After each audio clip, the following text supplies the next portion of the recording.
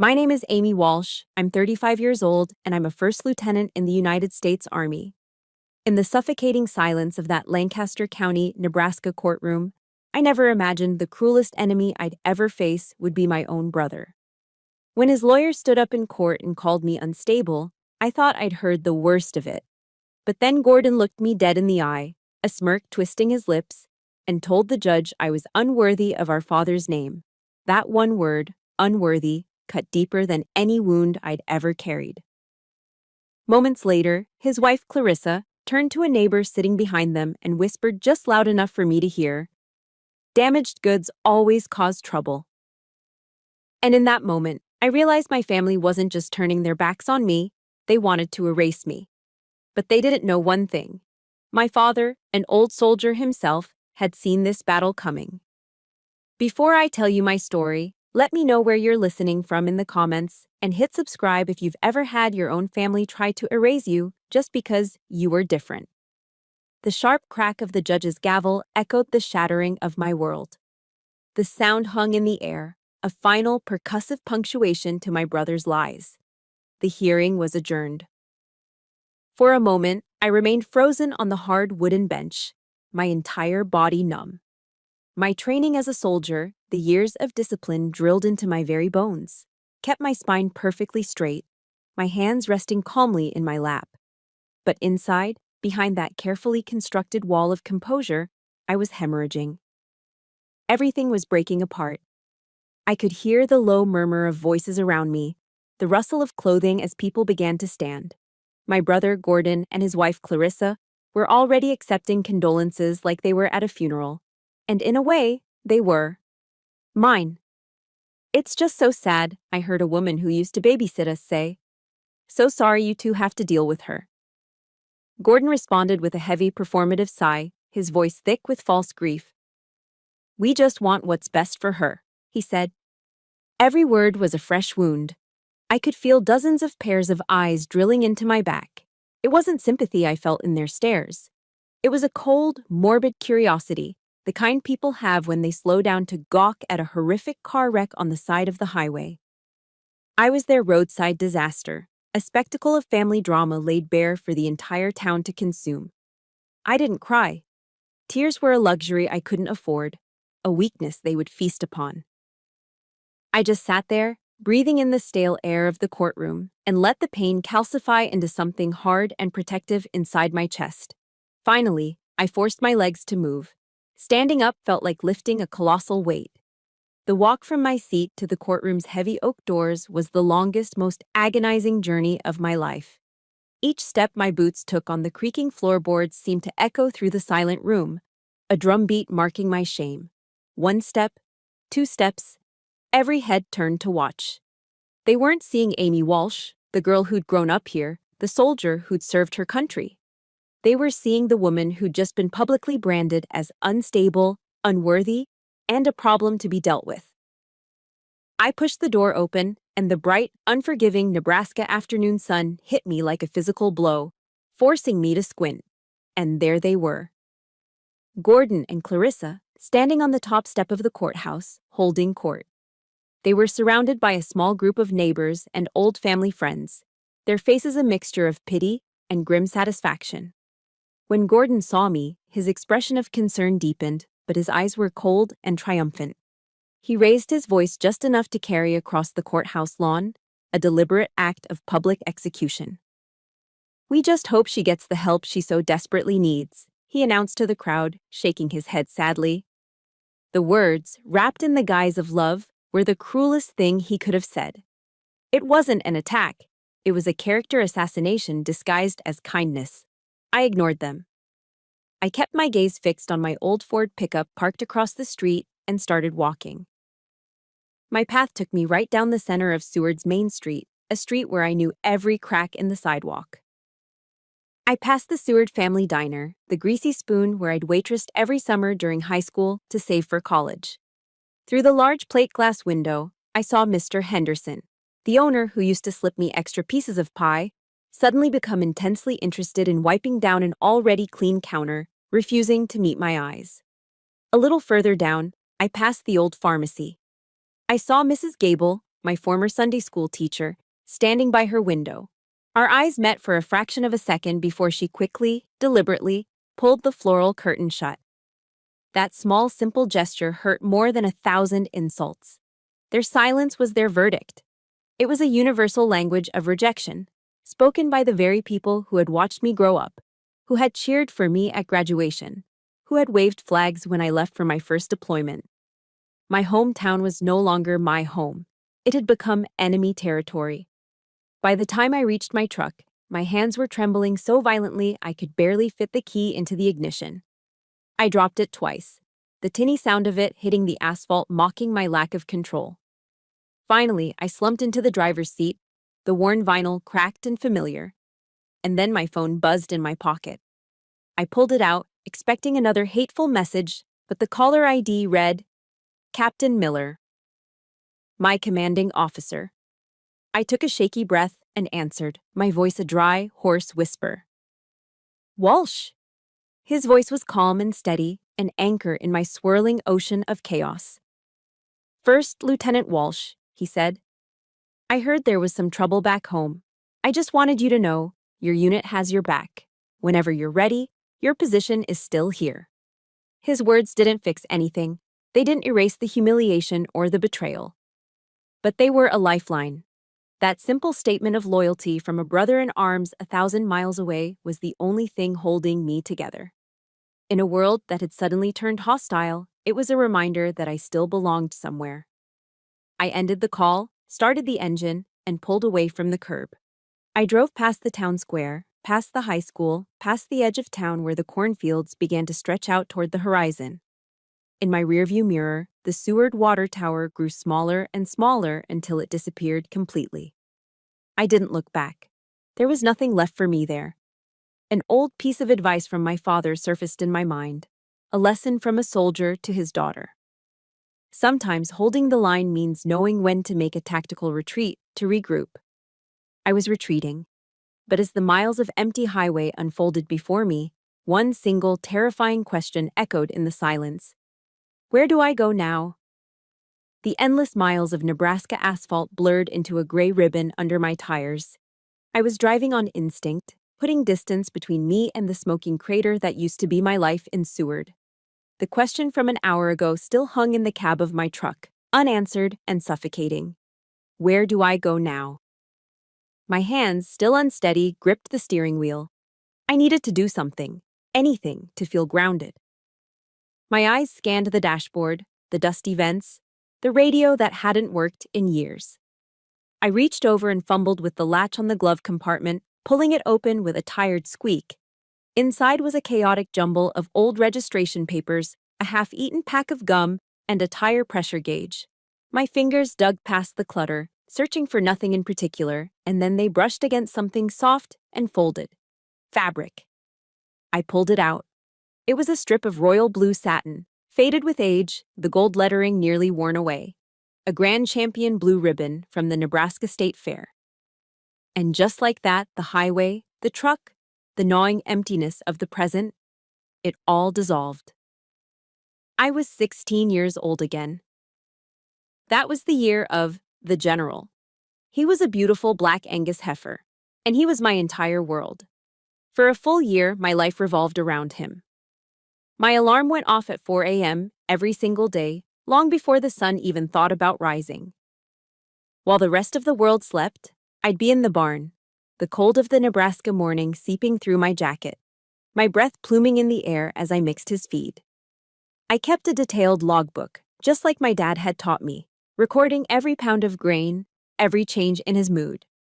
I'd even developed my own special blend of alfalfa hay, a secret recipe passed down from my father, who believed that true champions were built from the ground up, with hard work and attention to detail.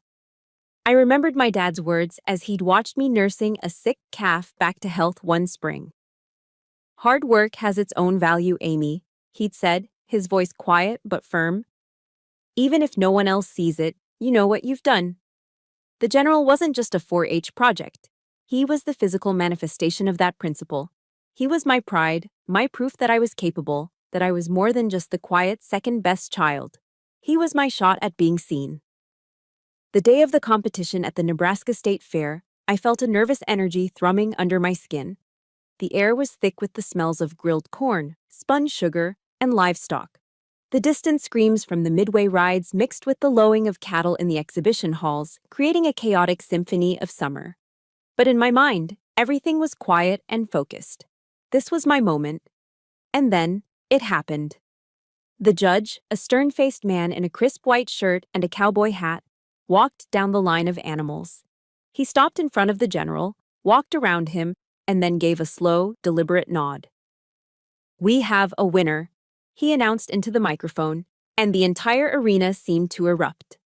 They hung the heavy, magnificent blue ribbon around the general's neck, and I burst into tears, hugging his powerful neck with a joy so pure and overwhelming it felt like my heart would explode. I had done it.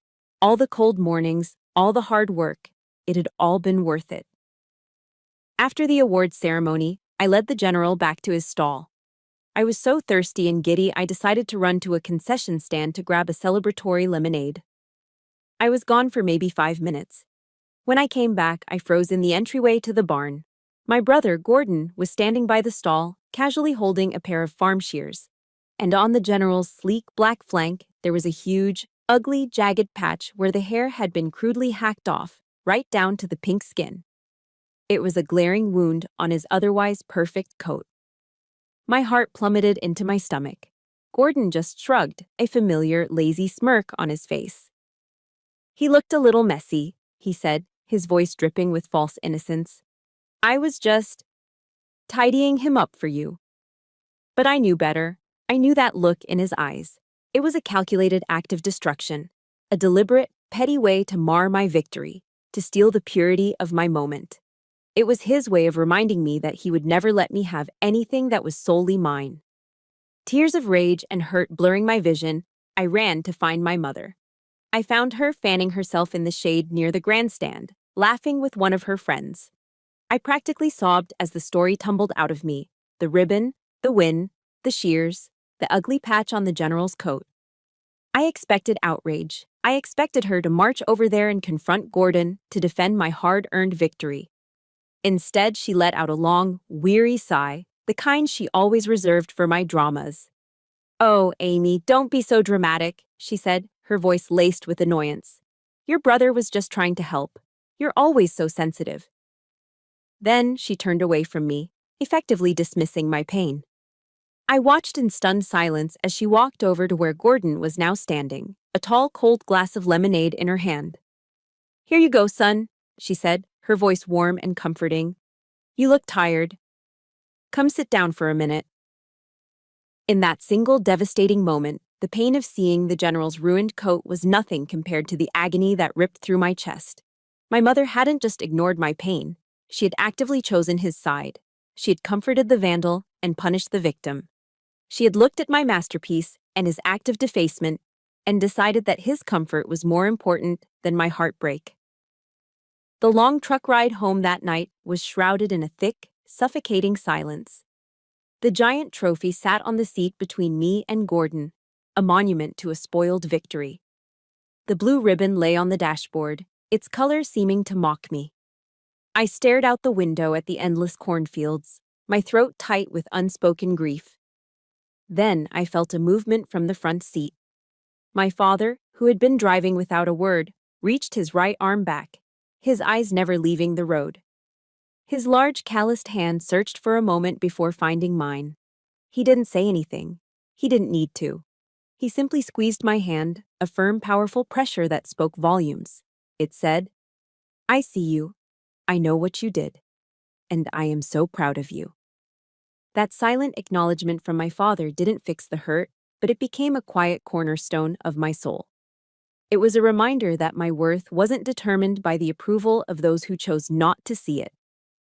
Back in my truck, on that lonely stretch of highway, I reached out and gently touched the faded blue ribbon. The memory was a fresh wound, a painful map that explained how I'd ended up right here, right now, once again deemed unworthy by the two people who should have been my greatest champions. I ended up in Lincoln. It was only an hour's drive from Seward, but it felt like a different planet. The anonymity of the city was a harsh but necessary medicine. Here, I wasn't Gordon Walsh's unstable sister. I was just another face in the crowd, and that was a kind of freedom. My new life was contained within the four thin walls of a studio apartment on the second floor of a walk-up that always smelled faintly of stale cigarette smoke and the previous tenant's cat. My worldly possessions had been reduced to what could fit in my army-issue duffel bag, a few sets of civilian clothes, and a single framed photograph of my father in his dress uniform. There was no bed, no table, no chairs, just a sleeping bag on the floor and a makeshift desk made from a cardboard box. My new reality was a world away from the command and respect of being a first lieutenant. To pay the rent and keep the lights on, I took a job at an Amazon fulfillment center on the outskirts of the city. 10-hour shifts on my feet, walking miles on concrete floors, scanning, lifting, and packing boxes in a sea of other anonymous workers. It was humbling, grueling work, and every night I'd come home with an ache so deep in my bones, it felt like it had settled into my soul. Dinner was usually a box of Kraft mac and cheese I'd pick up from the local Hy-Vee, which I ate sitting on the floor, my back against the wall. The silence in that little room was the loudest thing I'd ever heard. It wasn't the peaceful quiet of solitude, it was a vast, crushing emptiness, a constant roaring reminder that I was utterly and completely alone. I was holding the line, just like my father had taught me, but the front was a desolate, lonely place. The weeks blurred into a monotonous cycle of work, eat, sleep. Then, a few weeks before Christmas, something arrived in the mail that broke the routine. It was a crisp, red envelope addressed to me in the familiar, looping cursive of my Aunt Susan, my mother's sister from out of state. It was her annual family Christmas card. For a foolish, hopeful moment, my heart lifted.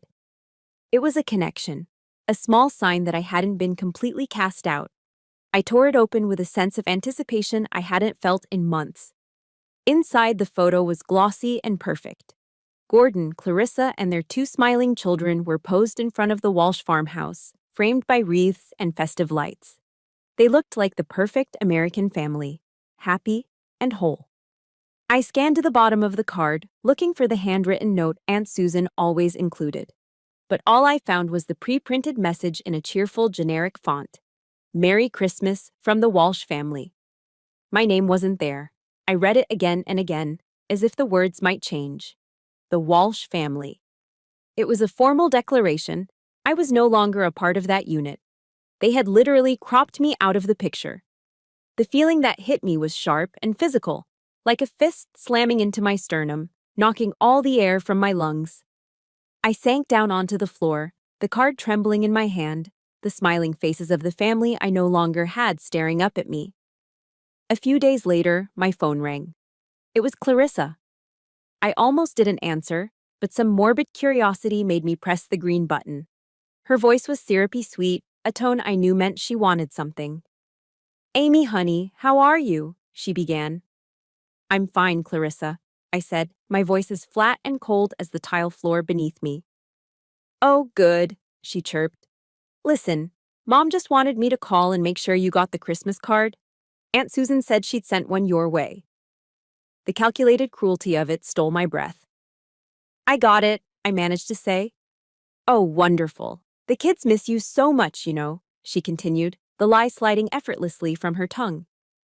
"They keep asking when Aunt Amy is coming home." She paused, letting the emotional bait hang in the air for a moment before delivering the real reason for her call. "By the way, have you had a chance to reconsider signing those papers?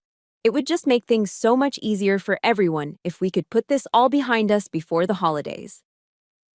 And there it was. The card wasn't an oversight. It wasn't a mistake. It was a weapon. It was a psychological operation designed to remind me of everything I had lost, to make me feel so lonely and desperate that I would surrender the one thing I had left, my father's legacy, just to be allowed back into the cold illusion of their family. It was a reminder of what I could have back, if only I would sign my life away. I ended the call without another word. The silence that followed was different. It wasn't empty anymore. It was filled with a cold, clear understanding of what I was up against. It was psychological warfare. And at that moment, I felt completely and utterly alone.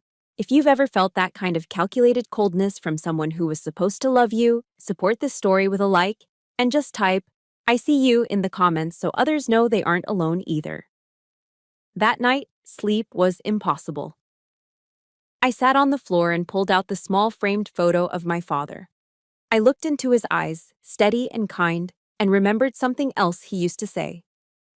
"Bullies only win," he'd told me once after I'd come home from school crying, "when you let them define who you are." I thought about the man in the picture, a man who had faced down real enemies, and then I thought about the quote from Theodore Roosevelt he'd framed on his office wall: "Do what you can, with what you have, where you are." The raw, aching pain from the Christmas card began to transform, hardening from a fragile grief into a cold, diamond-hard fury. They would not win.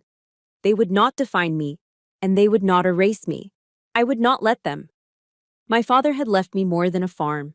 He'd left me a backbone. I stood up, my body no longer feeling tired, and walked over to the cardboard box that served as my desk. I pulled out a pen and a clean sheet of paper. I was done reacting. I was done being the victim. I started to write. It wasn't a letter of surrender. It was a battle plan. They didn't just want the farm. They wanted to erase any trace that I ever existed. And I was about to show them just how hard a ghost could fight back. My battle plan, drafted in the cold fury of my lonely apartment, felt less like a strategy and more like a suicide mission. The fury had given me focus, but it hadn't given me reinforcements. After a few more weeks of the grueling 10-hour shifts and silent dinners on the floor, the loneliness started to eat away at the edges of my resolve. It was a corrosive acid, and I knew if I let it, it would dissolve my backbone completely. I needed to be around people who understood the language of service, who knew what it meant to hold a line. I needed to be around soldiers. One evening after work, instead of driving back to my empty apartment, I found myself pulling up Google Maps and typing in 3 letters, VFW. The closest one was Post 131, a squat brick building on the other side of Lincoln. My heart hammered against my ribs as I parked my truck. I almost put the key back in the ignition and drove away. What was I even doing here? Walking into a room full of strangers felt like exposing a raw nerve. But the thought of another night alone in that silent room was worse. I took a deep breath, got out of the truck, and walked toward the door. The moment I pushed it open, a wave of familiar sensations washed over me. It wasn't a smell of luxury or comfort, but of authenticity. The air was thick with the scent of weak, percolated coffee and the faint, malty aroma of stale beer. It smelled like every VFW hall I'd ever been in with my father. The lighting was dim, the wood-paneled walls covered with history. Faded American flags stood proudly in the corners, their edges slightly frayed. Black and white photographs of young men in uniform from forgotten wars stared out from dusty frames, their eyes full of a resolve I recognized. It wasn't fancy, but it was real. A couple of older men, grizzled veterans with worn-out ball caps, were playing a quiet game of cards at a corner table. Another sat alone, engrossed in a newspaper. When I stepped inside, they all looked up. But their gazes were different from the ones I'd endured in Seward. There was no morbid curiosity, no judgment. Just a quiet, appraising look, followed by a slight, almost imperceptible nod of acknowledgement. Here, my military bearing wasn't something to be suspicious of. It was a common language. As I stood there awkwardly, a man detached himself from the bar and walked toward me. He was built like a retired heavyweight, with a full head of silver-white hair and the broad, solid shoulders of a lifelong soldier. His face was a roadmap of wrinkles, but his eyes were sharp and clear. "You look a little lost, Lieutenant," he said, his voice a low, warm rumble. The word, Lieutenant, hit me with surprising force. He hadn't seen a broken woman. He'd seen a rank, an identity I was proud of. He stuck out a hand that felt like a leather work glove. "They call me Sarge," he said.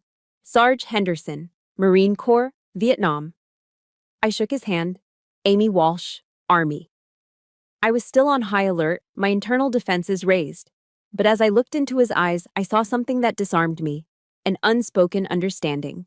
He didn't ask what I was doing there, or why I looked like I was carrying the weight of the world. He didn't pry, or push. He just saw me. He took in my worn-out work clothes, the exhaustion etched onto my face, and asked the simplest, kindest question I had heard in months. "Have you eaten dinner?" I think I just shook my head, unable to speak past the lump forming in my throat. "Well, that won't do," he said decisively. "Come on. My wife Maria always makes too much. Let's go."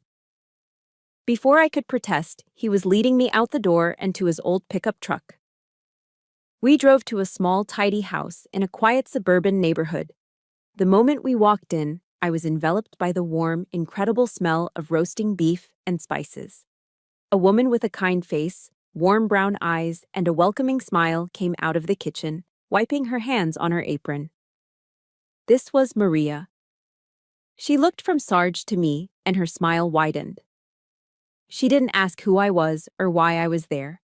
She just opened her arms and gave me a hug, as if I were one of her own children coming home. "Welcome, mija," she said softly. "You are just in time."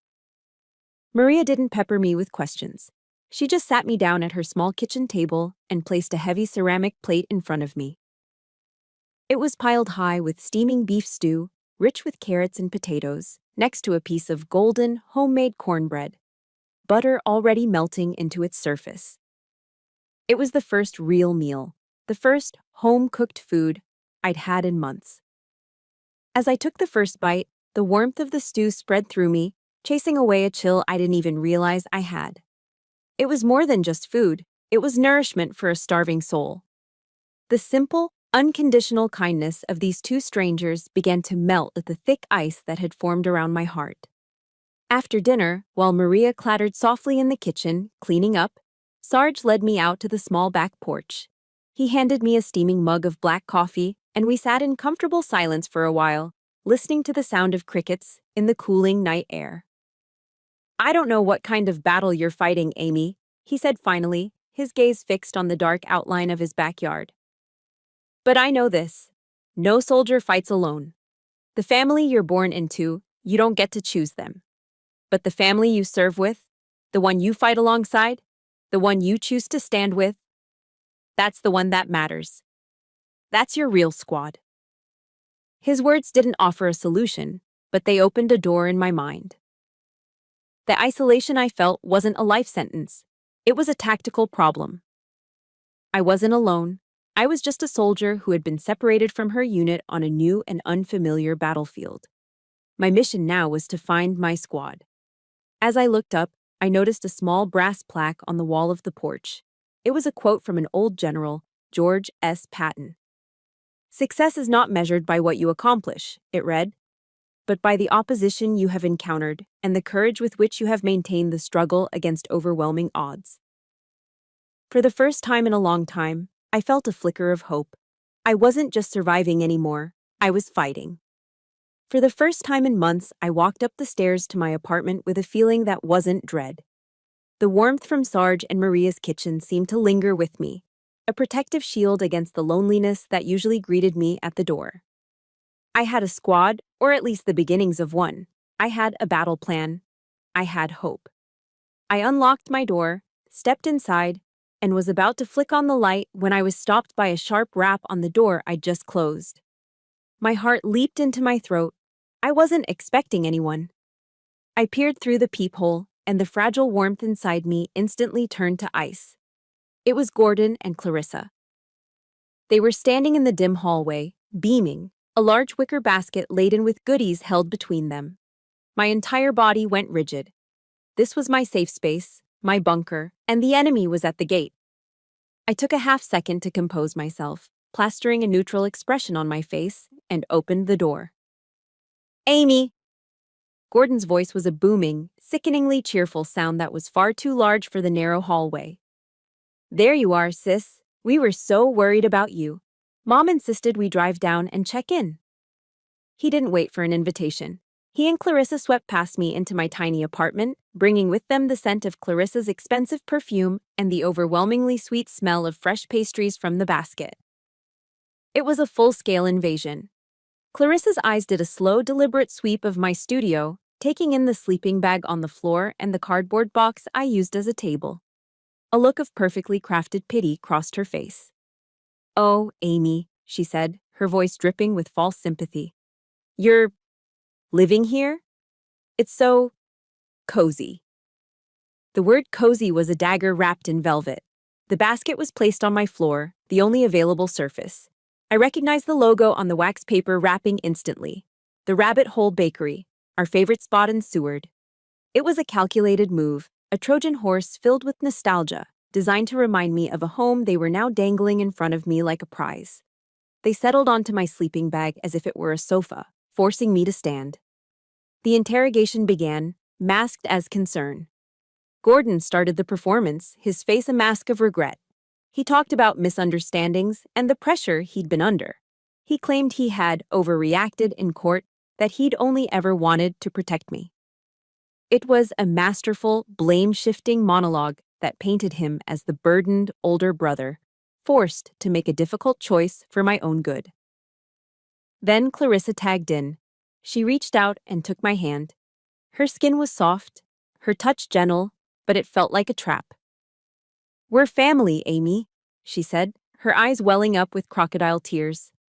"And families fight sometimes, but they're still family at the end of the day. Mom misses you so much. And Dad?" She let her voice break, a theatrical pause for effect. "If Dad were still here, this would break his heart. He wouldn't want to see us like this." They were using my parents as weapons, twisting my love for them into a tool for my own surrender. I felt the carefully constructed walls around my heart begin to tremble. A small, exhausted part of me, the part that was so tired of fighting, so tired of being alone, wanted to believe them. Maybe it was all a misunderstanding. Maybe I was being too sensitive. The thought was a seductive poison. I remembered a lesson from a psychological warfare training I'd attended at Fort Huachuca. The instructor had said, "Your enemy will always attack what they perceive to be your weakest point, your hope and your compassion. Turn them into your armor. Don't let them become your burden." Just as I felt myself starting to sway, Gordon delivered what he thought was the final, decisive blow. He leaned forward, his voice dropping to a conspiratorial, man-to-man tone. "Listen," he said. "I've been talking to the lawyer. There's a way we can make all of this go away, nice and clean. You just have to sign a small agreement, a settlement. I'll make sure you're taken care of. We'll set you up with a monthly allowance, a generous one. You won't have to work in that warehouse anymore." He gestured vaguely, as if the place were contaminated. "You can have a peaceful life." Clarissa squeezed my hand. "And you can come home," she added, her voice a soft, tempting whisper. "You can be part of the family again." The offer hung in the air, shimmering like a mirage in the desert. A life without the bone-deep ache from my job. A life without the crushing loneliness. A life without this fight. It was everything the exhausted part of me craved. It was an easy way out. My resolve wavered. I was so tired. Maybe it was worth it just to make it all stop. I almost said yes. I almost surrendered. But then, I saw it. It was a fleeting, almost imperceptible thing. As Gordon finished his sales pitch, his eyes flicked toward Clarissa for a fraction of a second. It was a look of shared, smug triumph. A look that said, "We've got her." And in that instant, the fog of their manipulation vanished. My vision became crystal clear. This wasn't an act of kindness. This was a closing tactic in a negotiation. They weren't offering me a home. They were offering me a gilded cage. They didn't want their sister back. They wanted my signature on a legal document that would make me disappear quietly and permanently. The memory of Sarge's back porch, the taste of Maria's beef stew, the feeling of genuine, unconditional kindness. It all came rushing back. A powerful antidote to the poison they were trying to feed me. I knew the difference between real family and a performance. And this was a 3-act tragedy of lies. I pulled my hand from Clarissa's grasp. I took a deep, steadying breath, letting it fill my lungs with the stale air of my own, independent life. The silence stretched, thick with their anticipation. I looked my brother dead in the eye. "No," I said. The word was quiet, but it landed in the small room with the force of a grenade. It was calm, definitive, and absolute. My answer is no. My quiet two-letter word of defiance shattered the fragile peace talks in my apartment. Gordon's face, which had been a mask of concerned brotherly love, collapsed into something ugly and real. The warmth vanished from his eyes, replaced by a familiar, cold fury. Clarissa gasped theatrically, as if I'd just slapped her. They left without another word. The rabbit hole bakery basket abandoned on my floor like an unexploded bomb. For a few days, an unnerving silence followed. I knew it was the calm before the storm. Gordon was not a man who took no for an answer. The storm broke on a Tuesday evening under the harsh, buzzing fluorescent lights of a Walmart supercenter parking lot.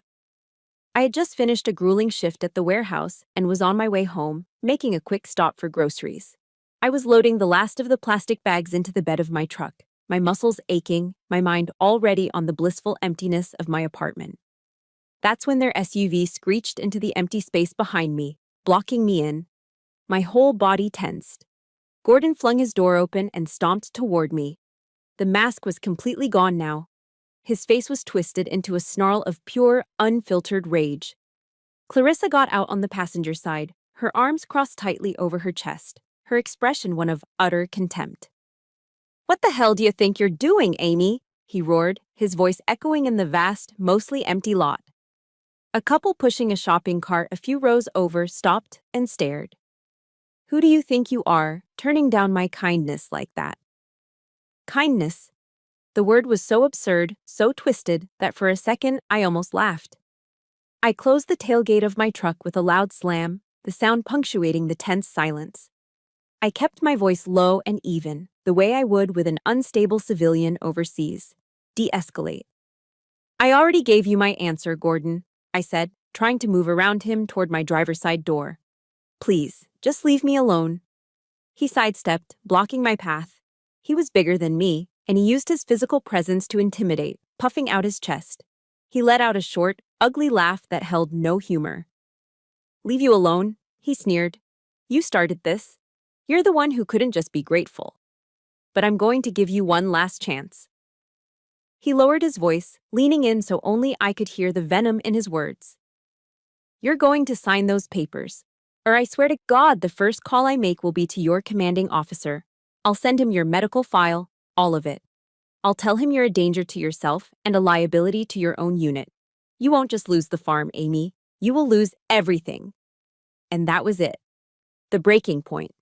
The final straw. The drop of water that made the dam burst. In that moment, he wasn't just my greedy, manipulative brother anymore. He was an enemy combatant who had just crossed a sacred line. He wasn't just threatening my inheritance. He was threatening my honor. He was threatening my career. He was threatening the integrity of the United States Army and the safety of the soldiers I was sworn to lead. He was threatening the only part of my life that I had built for myself, the one thing that was truly mine, the one place I'd always been judged on my merit, not my gender or my family's twisted dynamics. Something inside me, a core of compressed rage and pain I'd been sitting on for months, for years really, finally detonated. It was a white-hot, silent explosion that burned away all the fear, all the hurt, all the self-doubt. I didn't yell. I didn't cry. I simply stopped reacting and started acting. It was pure instinct, the honed reflex of a soldier cornered and left with no option but to attack. I took one deliberate step forward, closing the distance between us. I squared my shoulders and looked him directly in the eye. For the first time in my life, I wasn't his bullied little sister. My gaze was as cold and hard as polished steel. And for the first time, I saw a flicker of fear in his eyes. He actually took a half step back. My voice, when it came out, wasn't loud. It was low, controlled, and lethal. Every word was a carefully aimed shot. "You listen to me very carefully, Gordon," I said. The sound of his own name, spoken with such icy command, made him flinch. "You can try to take the money. You can try to steal the land. You can lie to this entire town and poison them against me. I don't care. But you will never, ever touch my uniform." I took another step closer, forcing him back again. Clarissa's smug expression had melted into one of genuine shock. "This game you've been playing is over," I continued, my voice unwavering. "I will see you in court. And I swear to you, I'm not just going to win. I am going to dismantle every single lie you've ever told. I will make sure the whole world knows exactly what kind of man you are."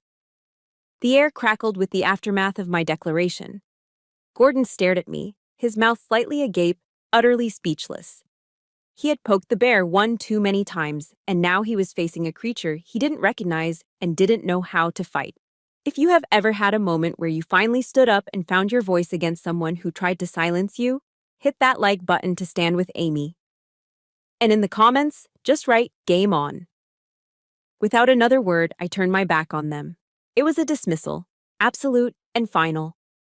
I walked to my truck door, got in, and started the engine. I didn't look at them in my rearview mirror as I pulled out of the parking space and drove away, leaving them standing there, two stunned statues under the cold, unforgiving lights of the Walmart parking lot. The adrenaline coursed through my veins, but my hands were perfectly steady on the steering wheel. The rage had burned itself out, leaving behind a cold, clear sense of purpose. I knew exactly what I had to do. I pulled my phone out, found the number I needed, and pressed call. It rang twice before he picked up. "David Chen," a professional voice said. "David," I said, my own voice firm and clear. "It's Amy Walsh. We have a problem, and we're going on the offensive. Now." The phone call to David Chen felt like calling in air support. David and I had gone through JAG training together, two green lieutenants trying to make sense of the Uniform Code of Military Justice. He'd since left the service and was now a partner at a high-powered civil law firm in Omaha. But he still thought like a soldier. As I laid out the entire situation for him on speakerphone, pacing the length of my tiny apartment, I didn't just give him the emotional story, I gave him a mission brief. I detailed the timeline, the false allegations, and finally, Gordon's threat in the Walmart parking lot. I expected him to talk about slander or family court procedures. Instead, there was a long, sharp silence on the other end of the line. When he finally spoke, his voice had lost all its civilian softness and was replaced by the crisp, analytical tone of a prosecutor. "Amy, listen to me," he said. His threat to use those fake medical documents. That wasn't just a threat. The moment he created a fraudulent government document, specifically a VA record, he committed a federal crime. This is no longer a family dispute over a will. He's escalated the conflict onto a whole new battlefield. We've got him. Hearing David say that changed everything. It validated my outrage. This wasn't just a messy family fight, it was a felony. My brother wasn't just a bully, he was a criminal. "We need concrete evidence, David," I said, my mind already shifting into tactical mode. "It's his word against mine." "Then we need to find it," he replied. After we hung up, I started doing what the Army had trained me to do: intelligence preparation of the battlefield. I analyzed my adversary. Gordon's strengths were his ruthlessness and his ability to manipulate people. His weakness was his arrogance. He believed he was smarter than everyone else, especially me. But as I mapped out my strategy, a memory surfaced, a ghost of a conversation with my father a few years ago, back when his mind was still sharp. We were sitting on the porch, and he was talking about a neighbor's dispute. "When the fox is in the henhouse, Amy," he'd said, looking out at the fields, "you look in the book about Gettysburg." It was a code. It had to be. My father was a huge Civil War buff, and his office was lined with books, but his definitive multi-volume set on the Battle of Gettysburg was his pride and joy. I knew what I had to do. That night, under the cover of a cold, clear Nebraska sky, I drove my truck back towards Seward. I didn't go into town. Instead, I parked on a gravel service road a mile from the farm, the same way we used to do as kids when we'd sneak out. I pulled on a dark hoodie and set off on foot, the harvested corn stalks crunching under my boots, the pale moonlight casting long, skeletal shadows across the fields. My heart was pounding, a frantic drumbeat in my chest.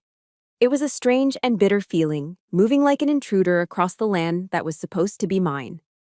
The farmhouse was dark. I crept around to the back of the house, to the window of my old bedroom. It always had a loose latch.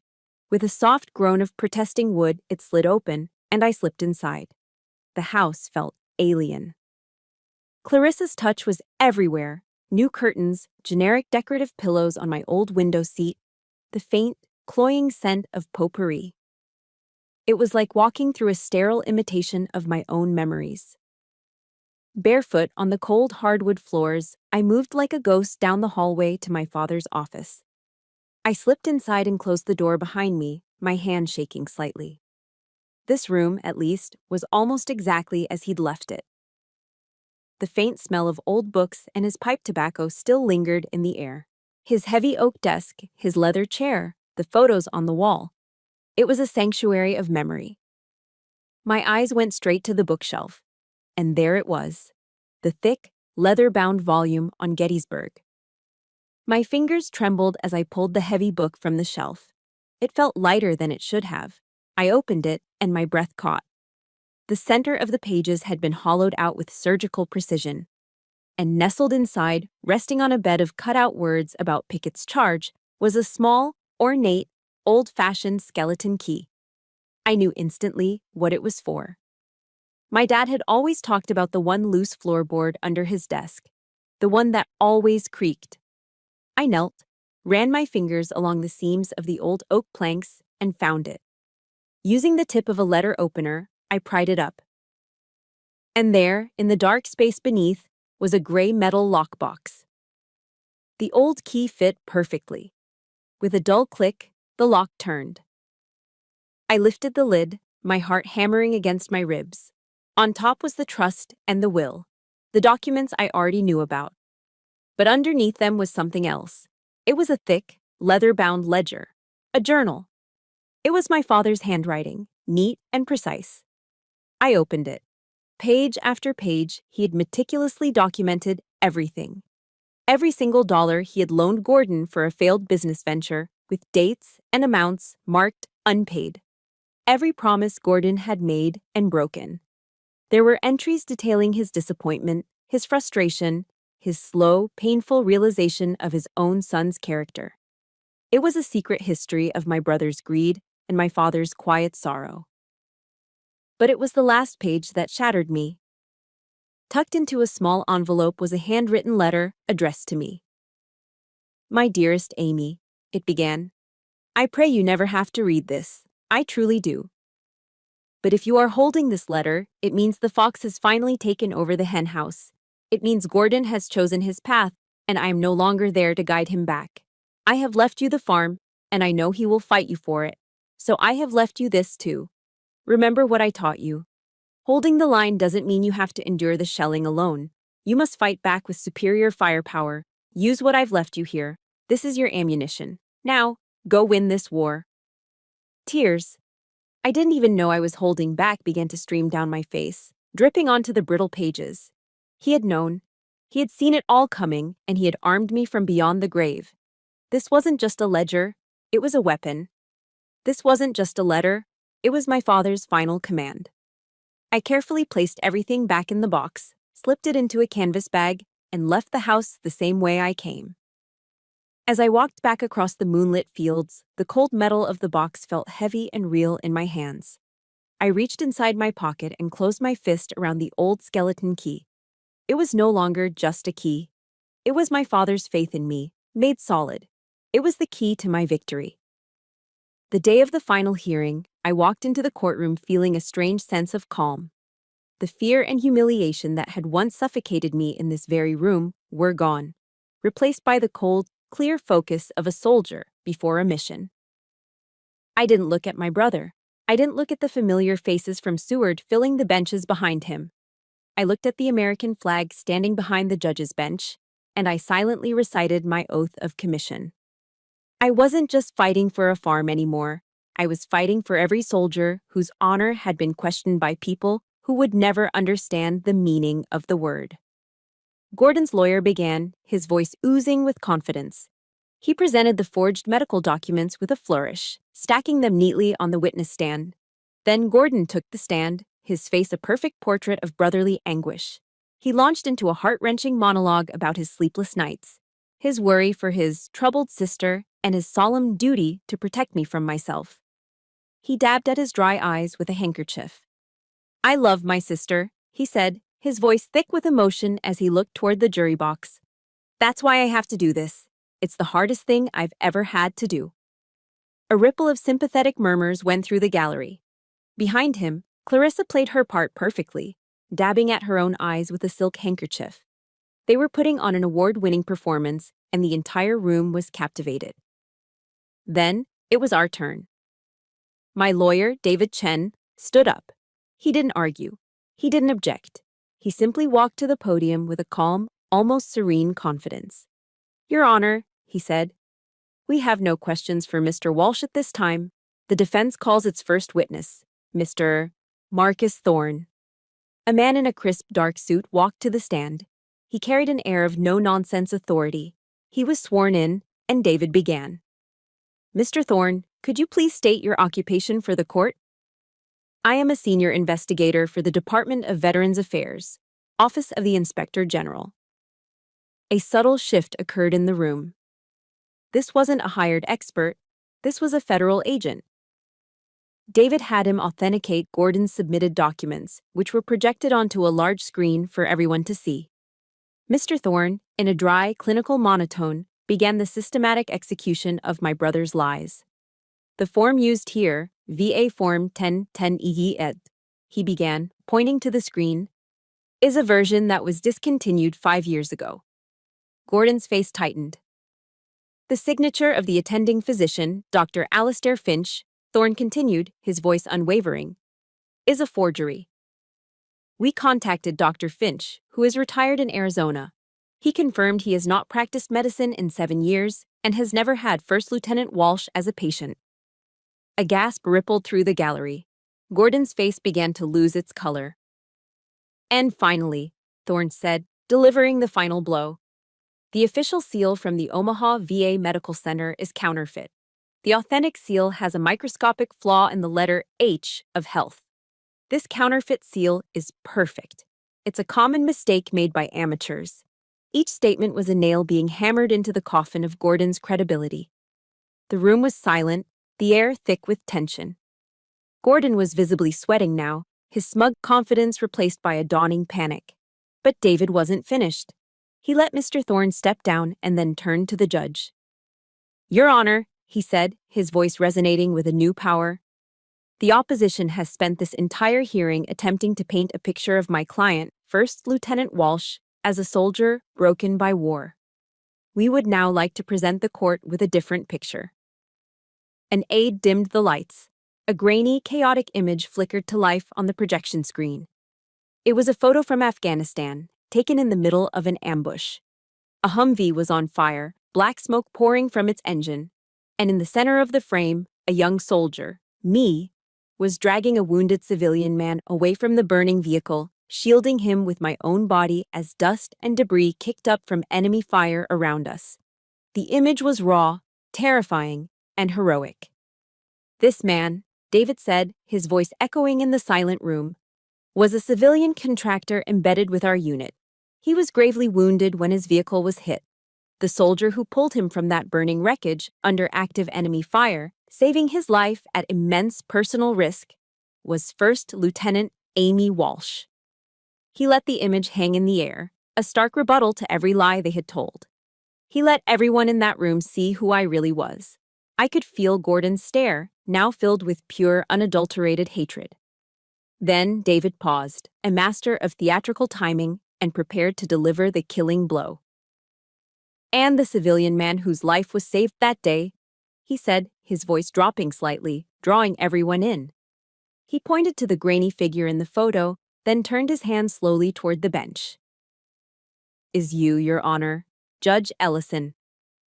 A collective audible gasp swept through the courtroom, a sound of 100 people sucking in their breath at once. A deathly, absolute silence followed. Every single eye in the room swiveled from the photograph on the screen to the man sitting on the bench. Gordon's face went completely white, the color of bleached bone. Clarissa's mouth hung open in a silent, horrified, "Oh!" Judge Ellison, who had been sitting ramrod straight, slowly, deliberately, took off his reading glasses. He placed them carefully on the bench in front of him. He stared at the picture on the screen for a long moment. Then his eyes moved and locked with mine. The look in his eyes was no longer that of an impartial arbiter of the law. It was the look of a man seeing a ghost from his past. It was the look of a man who owed his life to the woman standing before him. He gave a slow, solemn, almost imperceptible nod. It was a nod of recognition, of confirmation, of gratitude. In that single silent gesture, the war was over. The game was finished. And I had won. The silence in the courtroom was a living thing. It was thick, heavy, and absolute. For a long moment, the only sound was the faint hum of the overhead lights. Judge Ellison slowly put his glasses back on, and in that simple motion, his entire demeanor shifted. The look of personal recognition was gone, replaced by the formidable authority of the bench. The judge was back in control. He cleared his throat, and the sound was like a thunderclap in the stillness. He fixed his gaze not on me, but on Gordon's lawyer. "Counselor for the plaintiff," he said, his voice dangerously calm and laced with steel, "I strongly suggest you reconsider your client's entire petition. Before the U.S. Attorney's Office has a conversation with him about the penalties for fabricating federal documents." The threat was unmistakable, a public and lethal blow. Gordon's lawyer paled, stammering something incoherent. But Gordon, pushed past the point of reason, leaped to his feet.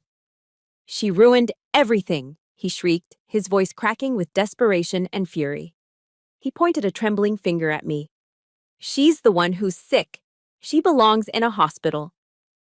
But no one was listening anymore. His credibility had been incinerated. As two bailiffs began to move purposefully toward him, Clarissa finally broke. It was a complete and total collapse. She shot up from her seat, her face a mess of smeared mascara and genuine terror. "Stop it, Gordon. Just stop. It's over," she sobbed. She turned her tear-streaked face to the judge. "Your Honor, I signed the affidavits. He told me it was just a formality, a procedural thing. I didn't know. I'm so sorry." Her confession was the final betrayal, the last nail in his coffin. But this time, the betrayal wasn't aimed at me. It was aimed at him. The sight of his own wife turning on him seemed to finally break Gordon completely. The fight drained out of him, leaving behind a hollow shell. He collapsed back into his chair, a man utterly defeated, his empty eyes staring at nothing. The judge called for a recess. As the courtroom began to empty, David Chen put a steadying hand on my shoulder and guided me out a side door into a small, sterile waiting room. The space was cold and impersonal, with gray walls and uncomfortable plastic chairs. It felt like a place where things ended. A few minutes later, the door opened and Gordon walked in. He looked 10 years older. The arrogant, confident man was gone, replaced by someone I barely recognized. A bitter, hollowed-out stranger. He stopped a few feet away from me, his hands clenched into fists at his sides. "Are you happy now?" he hissed, his voice raw with a defeated rage. "You got what you wanted. You've taken everything from me." I looked into my brother's eyes and felt something I never expected to feel.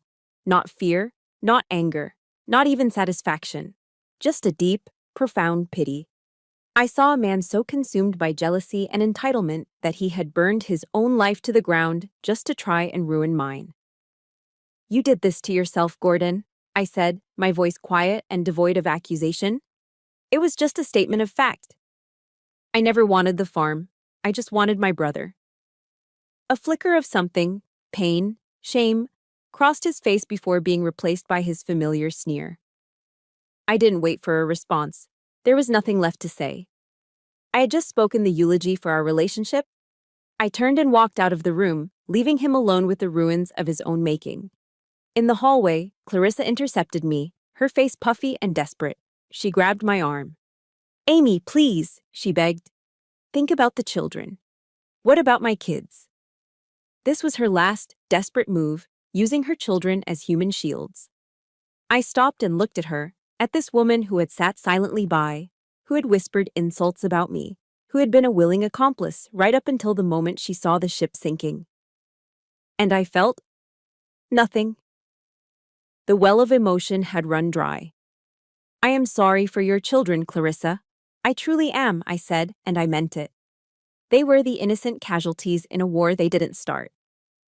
But from this moment forward, I am no longer his sister, and I am no longer their aunt. I gently removed her hand from my arm. I'm just a stranger who happens to share the Walsh name. Good luck to you. I walked away without looking back. Each step I took down that long marble hallway felt lighter than the one before. It was the feeling of a massive, crushing weight being lifted from my shoulders, a burden I'd carried my entire life. My mother used to read the Bible to us, back before her grief had hardened her. A verse came back to me now, from the book of John. Then you will know the truth, and the truth will set you free. I had found the truth, and I was free. But I realized now that freedom wasn't a joyful explosion. It was a quiet, sober, and deeply painful amputation. I had just willingly cut off a part of myself to save the rest. Later that afternoon, I met David at his temporary office in Lincoln. The case was effectively over. Gordon, facing federal charges, had dropped the suit. The farm, the land, my father's legacy, it was all legally mine. David slid a small manila envelope across the polished table. The original keys to the farmhouse, he said with a smile. They're yours. I opened the envelope and tipped the keys into my palm. They were old and heavy, worn smooth with time. The key to the front door, the key to the barn. I stared at them, the cold metal a tangible symbol of my victory. I had won. But the thought of going back there, to that empty house full of ghosts and fresh wounds, felt wrong. It wasn't time. The legal battle was over, but the mission wasn't complete. I picked up the heavy brass key to the front door and slid it back across the table to him. David looked at me, confused. Amy. Hold on to this for me, I said. I'll only go back when it's truly mine again. 6 months after the final hearing, David finally gave me back the key to the farmhouse. I drove out on a cool autumn afternoon, the sky a brilliant, cloudless blue. I parked my truck at the top of the long gravel driveway and walked to the crest of the hill, the same spot where my father used to stand to survey his land. It was all mine now. The legal fight was over. Gordon had taken a plea deal to avoid a federal trial, selling off his assets to pay his legal fees. He and Clarissa had left Seward in disgrace, vanishing from my life as completely as if they'd never existed. I stood there for a long time, looking down at the silent, empty farmhouse. The victory I'd fought so hard for didn't taste sweet. It didn't taste like anything at all. It was just quiet. The house looked smaller than I remembered, a lonely white box surrounded by fields of harvested corn. There was no triumph in standing here alone. There was only a profound, hollow emptiness.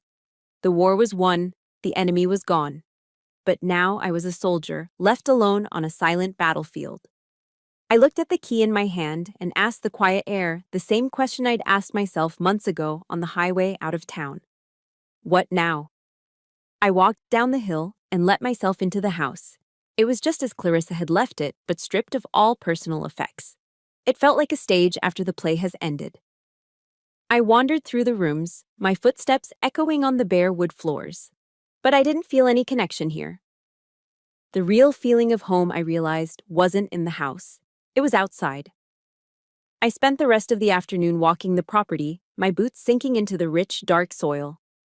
I ran my hand along the top rail of a fence, its wood weathered to a soft gray, and remembered the summer my father and I had built it together, our hands sore and our faces sunburned. I remembered the deep, quiet satisfaction of physical labor, the feeling of creating something strong and lasting with your own 2 hands. I remembered the peace that came from working the land. As the sun began to set, casting long golden rays across the fields, I thought of Sarge Henderson and his simple, life-altering question. Have you eaten dinner? I thought of Maria's warm kitchen. And then I thought of the soldiers I had served with, the young men and women who came home from the chaos of war only to find themselves lost in the quiet of civilian life, struggling to find a new mission, a new purpose. I thought about how many of them came from farming backgrounds, how a connection to the land was written into their DNA, and how that connection was severed when they put on a uniform. An idea began to form, not as a flash of lightning, but as a slow, steady dawn breaking over the horizon of my mind. This farm, this land, it shouldn't be a monument to a painful past. It shouldn't be a prize I'd won in a bitter family war. It needed to be a launching pad for the future. My father had left me this land as a legacy. Now it was up to me to decide what that legacy would be. 1 year later, I stood on that same porch, but the view was completely different. The silence was gone, replaced by the sound of laughter and easy conversation. The emptiness was gone, replaced by life. A new, beautifully carved wooden sign stood at the entrance to the driveway. It read, "Walsh Valor Retreat," and underneath, a simple, powerful slogan. Holding the line. In partnership with a national nonprofit, the Farmer Veteran Coalition, we had transformed the farm.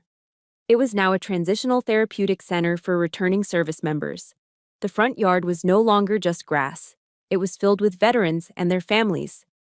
Over by the newly repaired barn, a small group was learning the basics of equine therapy, their quiet focus on the horses a form of meditation. In the vast fields behind the house, others were working in a large community garden, their hands in the soil, learning to cultivate and grow, not just plants, but a new sense of purpose. A few small families were simply sitting on picnic blankets, reconnecting in a place that felt safe, surrounded by people who understood their journey without a single word needing to be spoken. I watched it all, my heart full to the point of breaking. An older gentleman came to stand beside me, leaning against the porch railing. It was Judge Ellison, now retired. He looked out at the scene, a soft smile on his face. He didn't say anything, just gave a quiet, approving nod.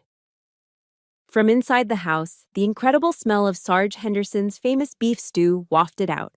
He and Maria were in the kitchen, volunteering their time, serving food that healed more than just hunger. They had become the heart of this place. My gaze drifted to the wall inside the living room, where my father's portrait now hung in a place of honor. I looked at his kind, steady eyes and knew, with a certainty that settled deep in my bones, that he would be proud. The land wasn't just producing corn anymore, it was producing hope. My war was over. The fight for my inheritance, for my name, for my very existence, was done. But my mission, the mission to hold the line for my brothers and sisters in arms, to give them a place to regroup and find their own way forward, that had just begun. My family had tried to erase me, to write me out of the story. They failed. Instead, I had picked up the pen and written a new legacy, not just for me, but for all of us. And it was a legacy of valor, of resilience, and of coming home. Thank you for listening to my story. My battle for the farm is over, but I learned that the most important ground we can ever hold is the one we build for ourselves, surrounded by the people we choose.